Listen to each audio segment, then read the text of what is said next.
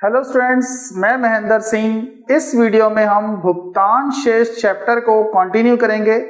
Last video में हमने आपको भुगतान शेष का अर्थ बताया, साथ साथ व्यापार शेष के बारे में बताया। छोटा सा इसमें हम आपको दोबारा से बताते हैं। भुगतान शेष का मतलब है एक देश के दूसरे देशों के साथ निश्चित समय में हुए सभी सौदों का विवरण। भुगतान शेष एक खाते की तरह है, हमने आपको उस दिन बता दी, पिछले वीडियो में बताया कि इस खाते के अंदर वस्तुओं का लेन देन, सेवाओं का लेन देन, पूंजी का लेन देन सब कुछ शामिल होता है। यानी भुगतान शेष के अंदर दृश्य मदों, अदृश्य मदों और पूंजी के लेन देनों का विवरण होता है, जबकि व्यापार शेष में वस्तुओं, दृश्य मदों के आयात और निर्यात का अंतर दिखाया जाता है। तो भुगतान शेष एक विस्तृत कॉन्सेप्ट है जिसमें सभी लेन देन आते हैं, जबकि व्यापार शेष में सिर्फ वस्तुओं का लेन देन आता है। हमने पिछले वीडियो में ये भी बात बताई कि भुगतान शेष जो है वो एक खाता है, उसके सारे लेन देन को दो हिस्सों में बांटा जाता है। यानी भुगतान शेष खाता दो हिस्सों में डिवाइड होता है, जिसमें एक है भुगतान शेष का चालू खाता या वर्तमान खाता और दूसरा है भुगतान शेष का पूंजी खाता। इस वीडियो में हम यहीं से शुरू करते हैं कि भुगतान शेष बीओपी, बैलेंस ऑफ पेमेंट के खाते के दो प्रकार हैं। एक बीओपी का चालू खाता और दूसरा बीओपी का पूंजी खाता। हमें इसमें अब आपको बताना है कि भुगतान शेष के चालू खाते में क्या क्या मदे शामिल हैं, पूंजी खाते में क्या क्या मदे शामिल है। यही आपसे पूछा जाएगा पेपर के अंदर भी। आपको ध्यान रखना है कि चालू खाते में क्या क्या आता है, पूंजी खाते में क्या क्या आता है। तो शुरू करते हैं हम भुगतान शेष का चालू खाता। चालू खाता यानी current account, BOP current account. देखिए, चालू खाता, चालू मतलब वर्तमान, यानी लेना देना जो चल रहा है। क्या दिखाता है चालू खाता? चालू खाता दिखाता है वर्तमान जरूरतों के हिसाब से जो सौदे हो रहे हैं, करंट के लिए जो हो रहा है, यानी वास्तविक रूप से जो लिया और दिया जा रहा है, वास्तविक लेन देनों का विवरण है ये। सीधी सी बात कहूं तो चालू खाता यहां लिखा है वास्तविक लेन देनों का विवरण दर्शाता है। यानी ये इस खाते में जो वास्तव में लिया और दिया जा रहा है, वस्तुएं ली दी जा रही हैं, सेवाएं ली दी जा रही हैं, उपहार इनाम है, उपहार दान वगैरह हैं, वो लिए दिए जा रहे हैं। वास्तविक देखो, एक और चीज है, ये वर्तमान चालू क्यों बोला गया है? क्योंकि करंट जरूरतों के लिए लेना देना होता है। अभी जरूरत पड़ेगी ले लेंगे, देना पड़ेगा दे देंगे, आयात कर लेंगे, निर्यात कर लेंगे। तो चालू खाते में वास्तविक सौदे जो वर्तमान की जरूरतों के लिए हैं उनको दर्शाया जाता है। क्या क्या आता है चालू खाते के अंदर, समझिए। चालू खाते का सबसे पहली मद है दृश्य मदों, यानी वस्तुओं का आयात और निर्यात। यानी साल भर के अंदर, निश्चित समय के अंदर जितना भी वस्तुओं का यानी दृश्य मदों का लेना देना होगा, चाहे मशीनें हो, यंत्र हो, औजार हो, अनाज हो, चावल हो, स्टील हो, सीमेंट हो, कुछ भी हो जो दिखता है, सारा लेन देन का आयात निर्यात इसकी पहली मद है। यहां लिखा है, देखो, पहली मद के अंदर दृश्य मदों का आयात निर्यात, यानी कि व्यापार शेष। दिमाग से देखिए कि चालू खाते में पहली मद है व्यापार शेष। पूरा व्यापार शेष यानी वस्तुओं का आयात और निर्यात चालू खाते का हिस्सा है। यहां पर अभी एक क्वेश्चन भी बनेगा, हम उसे अभी आगे चलकर बताएंगे। दूसरी बात, सेवाओं का, अदृश्य मदों का आयात और निर्यात। दूसरी चीज यही है, क्योंकि ये वर्तमान जरूरतें हैं, हमें सेवाओं की जरूरत पड़ती है वस्तुओं की तरह से, तो सेवाएं का आयात निर्यात आता है। कौन कौन सी आपको पहले ही बताई, यातायात, बैंकिंग, पर्यटन, बीमा, 4 तरह की सेवाओं का आयात और निर्यात। यानी कि चालू खाते में आती हैं दृश्य मदे, अदृश्य मदे, और तीसरी चीज है एक पक्षीय अंतरण। राष्ट्रीय आय के चैप्टर में बताया जाता है एक पक्षीय अंतरण, हस्तांतरण, जिसके बदले कुछ नहीं देना होता, मिलता। जैसे फ्री में जो भुगतान होते हैं, जैसे कि दान, उपहार। हर देश को, भारत को दूसरे देशों से उपहार के रूप में चीजें मिलती हैं, दान के रूप में मिलती हैं। हम भी देते हैं छोटे देशों को, बड़े देश छोटे देशों को देते हैं, ये भी मिलते रहते हैं, देते भी हैं। भारत में बाढ़, भूकंप, कोई विपदा आती है, दूसरे देश, अमीर देश हमको उपहार, इनाम, दान देते हैं, हम दूसरे देशों को देते हैं। तो ये कोरोना में ऐसा चला भी है, आपने देखा। तो ये भी वर्तमान जरूरतों के लिए ही होते हैं। तो दान और उपहार चीजों के रूप में ही होते हैं, याद रखिए। तो ये भी चालू खाते का ही हिस्सा है। तो कुल मिला के मैं आपसे कहूंगा कि चालू खाते के अंदर 3 तरह की मदें होती हैं, नोटिस रखिए। वस्तुओं का आयात निर्यात, सेवाओं का आयात निर्यात और एक पक्षीय अंतरण जैसे दान व उपहार। इन 3 मदों को हम चालू खाते की मदें कहते हैं। आपसे पूछी जाएंगी, याद रखिए, इस तरह का क्वेश्चन सैंपल पेपर में भी है। सिर्फ वस्तुएं, सेवाएं, एक पक्षीय अंतरण चालू खाते का हिस्सा है। चलिए दूसरा चलते हैं। अब हम पूंजी खाता, पहले हमने करा चालू खाता, अब हम करेंगे पूंजी खाता। पूंजी खाता असल में एक देश और शेष उसके बीच हुए पूंजी के सौदों को दर्शाता है। ये वास्तविक सौदों को दर्शाता है, ये पूंजी यानी पैसे का जो लेन देन है उसको दर्शाता है।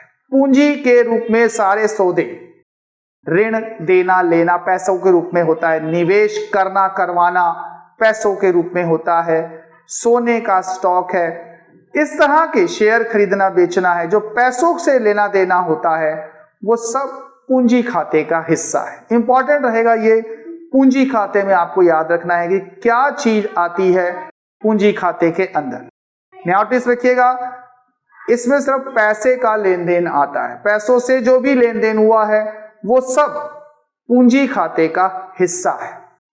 देखिए पूंजी खाते में क्या क्या आता है, नोटिस कीजिए। निजी व्यक्ति, कंपनियां, फर्में, निजी उत्पादक जो भी पैसों के रूप में लेना देना करेंगे, संपत्ति खरीदना बेचना करेंगे, ये लिखा है निजी व्यक्तियों व फर्मों द्वारा परिसंपत्तियों का क्रय विक्रय। इस पूंजी खाते के सौदों में 2 पॉइंट आप जरूर याद रखिए जो अब मैं आपको बताने जा रहा हूं। सबसे मेन जो चीज है पूंजी खाते के अंदर वो है प्रत्यक्ष विदेशी निवेश, जिसका मीनिंग होता है FDI, फॉरेन डायरेक्ट इन्वेस्टमेंट। बाहर की कंपनियां हमारे जैसे देश में आती हैं, अपनी कंपनी लगाती हैं, पेप्सी, कोक, हुंडई, बहुत सारी कंपनियां हैं जिन्होंने यहां बिजनेस लगाया, चला रहे हैं। ये होता है प्रत्यक्ष विदेशी निवेश। हमारी कंपनियों ने बाहर लगाया है, ऐसे ही कई सारे उद्योग धंधे। जब डायरेक्ट तौर पर दूसरे देश के उद्यमी यहां बिजनेस लगाएं तो वो होता है प्रत्यक्ष विदेशी निवेश, FDI। ये सेकंड बुक में भारतीय अर्थव्यवस्था में भी है प्रत्यक्ष विदेशी निवेश, कि जब दूसरे देश की कंपनियां यहां आकर अपना उद्योग लगाएं, उन्हें चलाएं, कंट्रोल करें, तो वो होता है FDI। तो FDI पूंजी खाते में ही आता है क्योंकि पैसे के रूप में निवेश होता है। एक और निवेश का रूप है जिसका नाम है पत्राधार निवेश। मोस्ट इंपॉर्टेंट चीज रहेगी पत्राधार निवेश। इसे हम FII या FPI कहते हैं, फॉरेन पोर्टफोलियो इन्वेस्टर्स। एक्चुअली निवेश का एक और रूप है कि जैसे बाहर के उद्यमी, व्यापारी यहां के हमारे जैसे देश के कंपनियों के शेयर्स में पैसा लगाते हैं, बॉन्ड्स में पैसा लगाते हैं। देखो एक तरीका है कंपनी लगाना, चलाना, बनाना, चलाना, लाभ हानि खुद लेना, और ये दूसरा जो है ये होता है शेयर में निवेश, बॉन्ड्स में निवेश। सिर्फ संपत्ति खरीदना, उसको कंट्रोल नहीं करना। आजकल ये चलता है कि बाहर के हमारी शेयर मार्केट आप देखिए बहुत ऊपर जा रही है, उसमें बहुत बड़ा रोल FPI का है, FIIs का है, क्योंकि वो यहां आकर भारत की कंपनियों के शेयर्स खरीद रहे हैं, बॉन्ड्स खरीद रहे हैं, जिससे हमारी शेयर मार्केट ऊपर जा रही है। हमारे इन्वेस्टर्स भी बाहर की कंपनियों में लगाते हैं, बाहर के शेयर मार्केट में लगाते हैं। तो शेयर बॉन्ड्स में पैसा लगाने में संपत्ति खरीदी जाती है लेकिन कंट्रोल नहीं किया जाता है। ये है FPI। तो 2 तरह का पूंजी निवेश है, एक FDI और दूसरा FIIs। तो ये भी पूंजी खाते का ही हिस्सा है। चौथी चीज है विदेशी मुद्रा कोष। Foreign currency. देखो विदेशी व्यापार में करेंसी है और करेंसी तो चाहिए ही चाहिए आयात निर्यात के भुगतान के लिए, तो वो अभी हम आपको चल के बताएंगे भी कि इस फॉरेन करेंसी का यूज भी होता है चीज़ों को कंट्रोल करने के अंदर, व्यापार को, भुगतान शेष को नियंत्रित करने के अंदर, भुगतान शेष के घाटे को नियंत्रित करने के लिए इसका प्रयोग भी होता है। तो विदेशी मुद्रा कोष भी विदेशी मुद्रा पूंजी ही है, तो इसके कोष भी इसी के अंदर हैं। इसके साथ साथ सोने का लेना देना पूंजी के रूप में ही माना जाता है, सोने का स्टॉक भी आता है। तो कुल मिला के पूंजी खाते के अंदर 5 चीजें हमने बताई हैं, जिसमें 2 बहुत याद रखिएगा, एक FDI और एक FPI।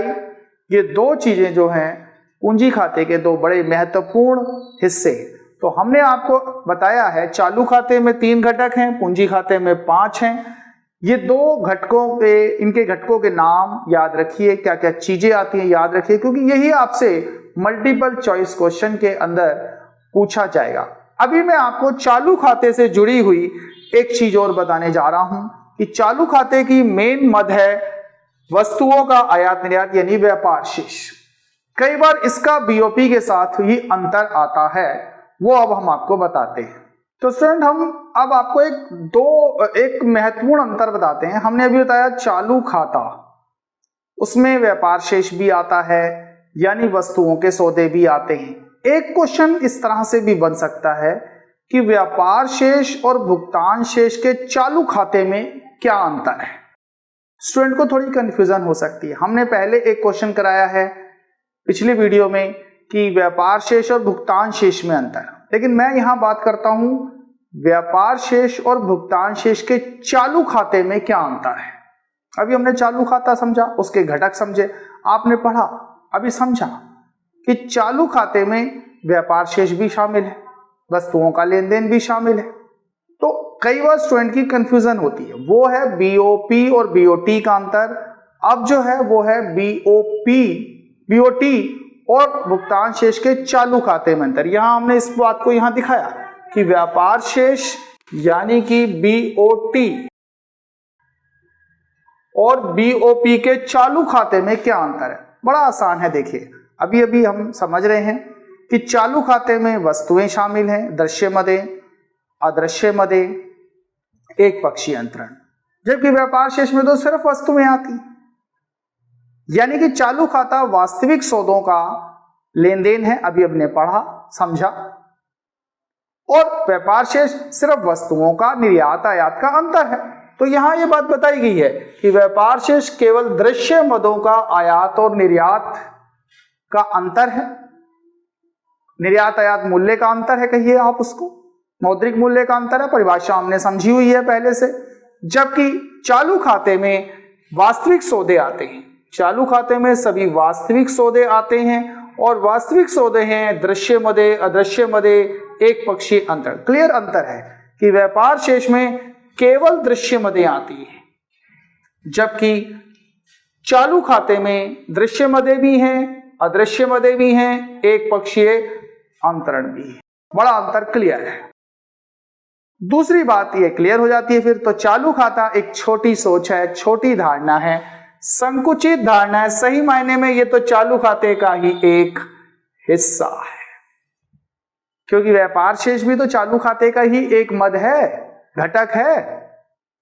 तो इस तरह से चालू खाता व्यापार शेष जो है एक छोटी धारणा है और ये चालू खाते का ही एक हिस्सा है, जबकि चालू खाता एक विस्तृत धारणा है, बड़ी धारणा है, क्योंकि चालू खाते में पूरा व्यापार शेष भी शामिल है, अदृश्य मदें भी शामिल हैं, और साथ साथ एक पक्षीय अंतरण भी शामिल।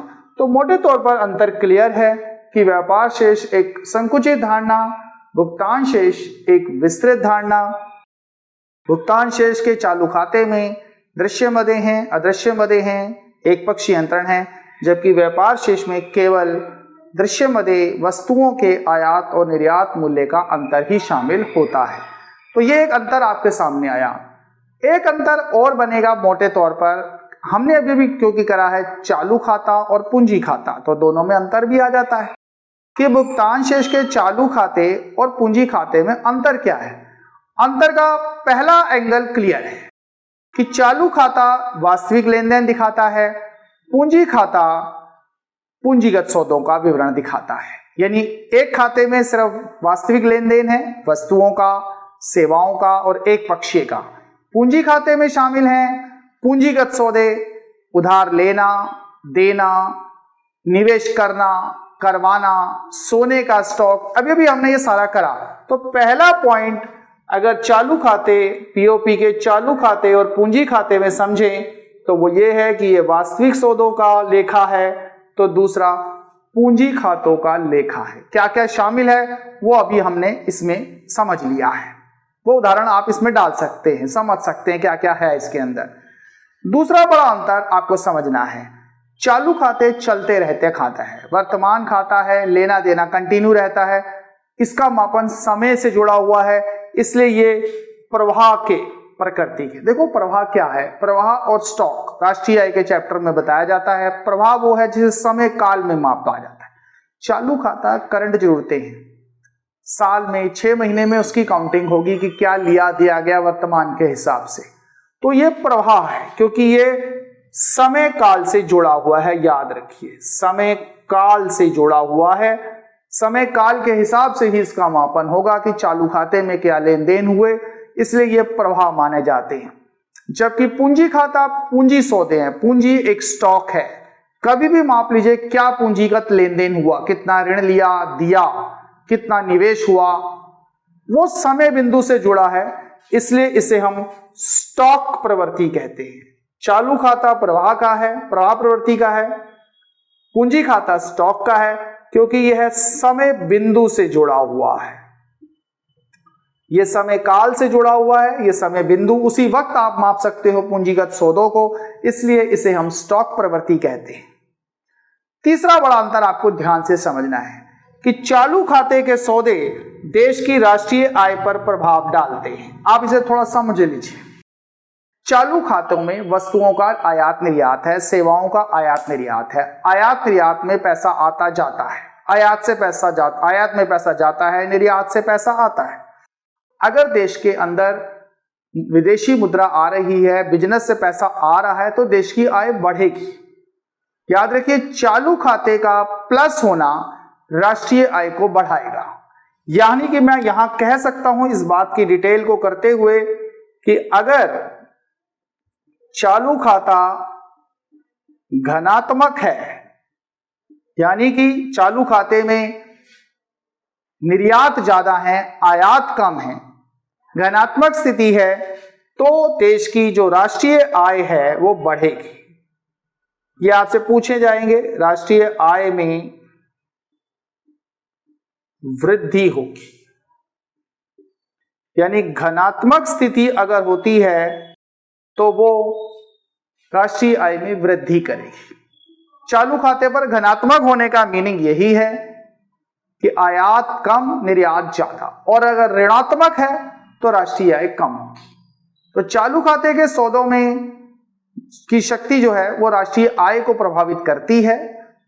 घनात्मक स्थिति में राष्ट्रीय आय बढ़ेगी, यानी चालू खाते अगर प्लस में है तो राष्ट्रीय आय बढ़ेगी, और अगर चालू खाते में माइनस है, ऋणात्मक स्थिति है, तो राष्ट्रीय आय में कमी आएगी, क्योंकि पैसा जाएगा ज्यादा और आएगा कम, तो राष्ट्रीय आय कम होगी।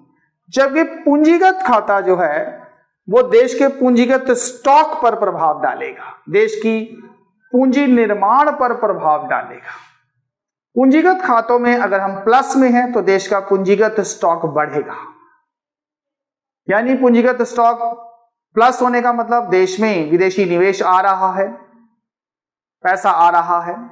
अगर पैसा आ रहा है तो देश का पूंजीगत स्टॉक बढ़ रहा है, और अगर पूंजी खाता लेन देन नेगेटिव है, ऋणात्मक है, तो देश का पूंजीगत स्टॉक कम होगा। तो दोनों का प्रभाव अलग अलग है। चालू खाते का प्रभाव राष्ट्रीय आय पर है, पूंजी खाते का प्रभाव पूंजीगत स्टॉक पर है। यह आपको ध्यान रखना है, यह आपसे जरूर पूछे जा सकने वाली चीजें हैं। आपको चालू खाते के घटक बताए हैं, पूंजी खाते के घटक बताए हैं, याद रखने हैं, अंतर में मेन बातें याद रखनी है। तो ये हम इस वीडियो में यहाँ पर इसको कंप्लीट करते हैं। नेक्स्ट वीडियो के अंदर इस चैप्टर से जुड़े बाकी इंपॉर्टेंट टॉपिक को करने के लिए आप हमारे इस चैनल को शेयर कीजिए, लाइक कीजिए, सब्सक्राइब कीजिए और हमारे साथ निरंतर बने रहिए।